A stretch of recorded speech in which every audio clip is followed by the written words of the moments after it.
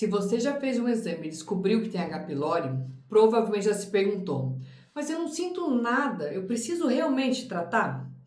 Essa é uma das dúvidas mais comuns no meu consultório e hoje eu vou explicar com toda a ciência por trás disso o porquê essa bactéria é tão levada a sério pela medicina. Me chamo Caroline Saad, sou médica gastroenterologista e endoscopista com mais de 20 anos de experiência e hoje eu vou te explicar o porquê que a gente insiste tanto em eliminar o H. pylori, quais doenças ela realmente causa e quem precisa se preocupar mais com isso. Antes da gente continuar, se inscreve aqui no nosso canal, já ativa o sininho, porque a gente está sempre trazendo medicina baseada em ciência de forma super acessível para você aplicar no seu dia a dia. Bom, vamos começar por um dado sozinho que já justifica a seriedade desse assunto.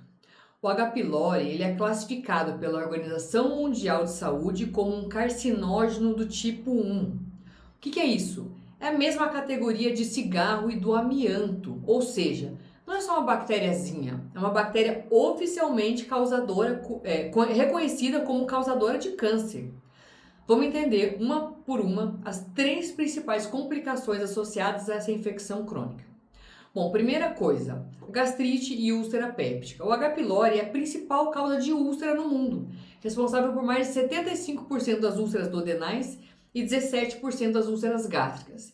Existe até um padrão bem interessante. Pacientes com inflamação mais concentrada na parte final do estômago e alta produção de ácido tendem a desenvolver úlcera duodenal.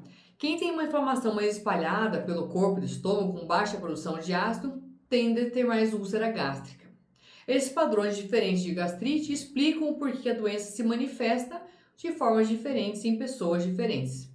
Segunda complicação, a mais grave, o câncer gástrico. O H. pylori ele causa 60% dos casos do tipo intestinal de câncer de estômago. Também contribui para o tipo difuso.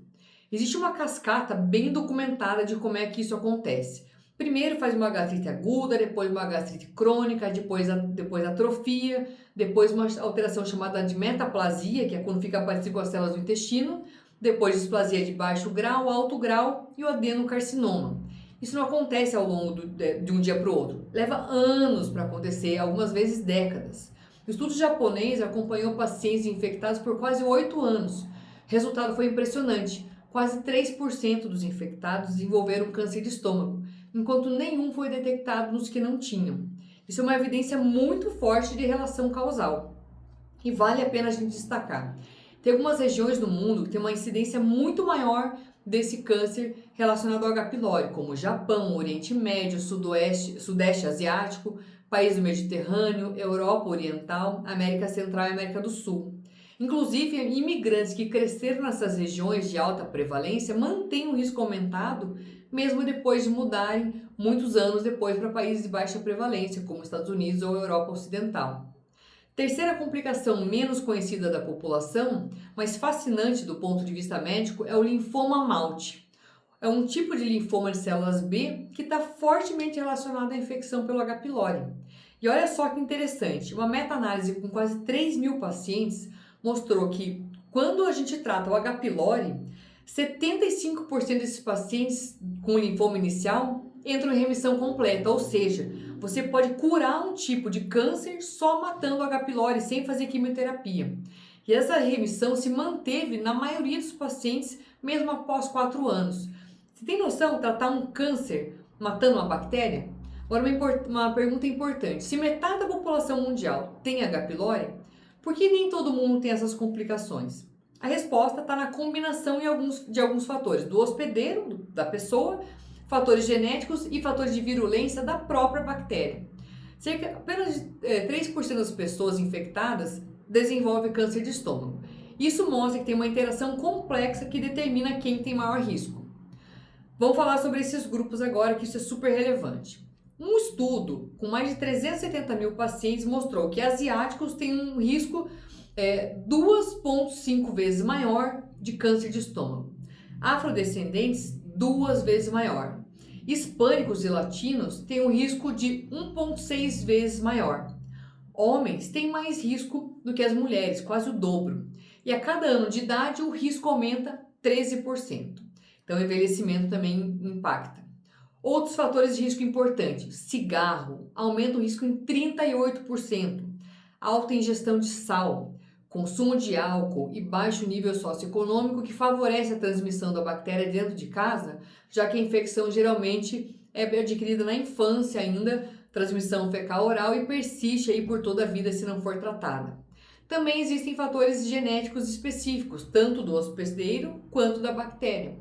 Alguns tipos do H. pylori carregam algumas proteínas, como a CAG-A e VAC-A, que tem um potencial muito maior de fazer dano celular e inflamação, aumentando muito o risco de progressão para câncer. Agora, o dado mais importante desse vídeo: por que a gente insiste tanto em matar essa bactéria, mesmo quem não tem sintoma? Porque a erradicação do H. pylori reduz o risco de câncer em 76%. Vamos confirmar, frisar uma palavra: confirmada. Porque não é só fazer o tratamento e achar que a bactéria morreu. Você tem que confirmar se essa bactéria de fato morreu com o tratamento, pelo menos 4 semanas depois do fim do tratamento. Existe uma estratégia até mais eficiente: o tratamento baseado em famílias. Quando a gente testa e trata todos os membros adultos da mesma casa, a taxa de sucesso de erradicação é 3 vezes maior e a taxa de recorrência de infecção cai para 70%. Faz todo sentido, né? Porque a bactéria se transmite dentro desse ambiente familiar. Então, algumas sociedades internacionais recomendam que você faça o rastreamento oportunístico, né? Tratar pessoas com fator de risco aumentado, mesmo sem os sintomas. Né? O protocolo se tiver H. pylori, a gente erradica o H. pylori. Lembrar que pessoas com risco aumentado, descendentes asiáticos, hispânicos, afrodescendentes, imigrantes de regiões com alta incidência, pessoas com risco familiar de câncer de estômago e contatos domiciliares de alguém diagnosticado, merecem investigação. Existe até uma janela ideal para esse rastreamento. Um consenso internacional recente sugere que o rastreamento deveria acontecer entre 20 e 40 anos de idade, porque o maior benefício da erradicação acontece antes da mucosa já ter desenvolvido aquelas alterações que eu comentei agora há pouco. Um estudo com quase 27 anos de acompanhamento mostrou uma redução de 63% no risco de câncer de estômago quando a erradicação acontece antes dessas alterações, comparado a uma 43% de redução quando já acontecem essas alterações. Então a gente não pode esquecer de lado também a parte comportamental.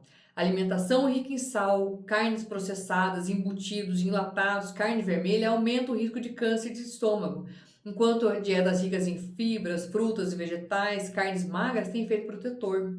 Lógico, não substitui o tratamento, mas ajuda a prevenção como um todo. Então, para resumir tudo que a gente ouviu falar sobre o H. pylori. O H. pylori não é uma bactéria qualquer, é um carcinógeno reconhecido responsável por úlceras, câncer de estômago e um tipo de linfoma. A gente insiste tanto em tratar porque, uma vez matado e confirmado, né, essa morte com o tratamento, reduz em 76% o risco de câncer de estômago, especialmente precoce, antes das alterações da mucosa. E grupos específicos, como histórico familiar, etnia de maior risco ou contato domiciliar, atenção redobrada. Se você gostou desse vídeo, se te ajudou a entender melhor esse assunto que é tão comum aí, deixe seu like, comenta e compartilhe com seus amigos e familiares. E já se inscreve no canal, porque toda semana eu trago um tema assim dentro da literatura médica sem enrolação. Espero que vocês tenham gostado e encontro vocês no próximo vídeo.